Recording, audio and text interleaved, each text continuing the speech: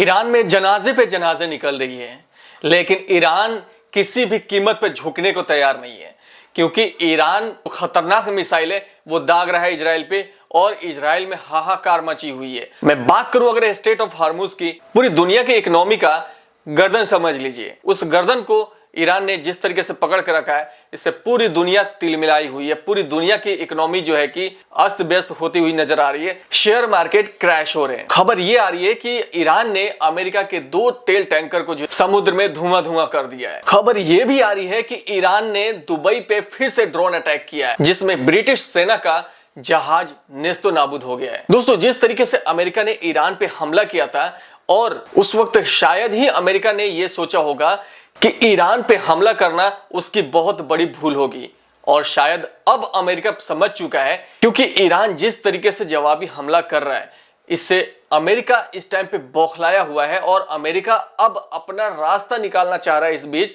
वो पुतिन से बात कर रहे हैं, अलग अलग जो कंट्री के जो राष्ट्राध्यक्ष हैं उनसे बात कर रहे हैं।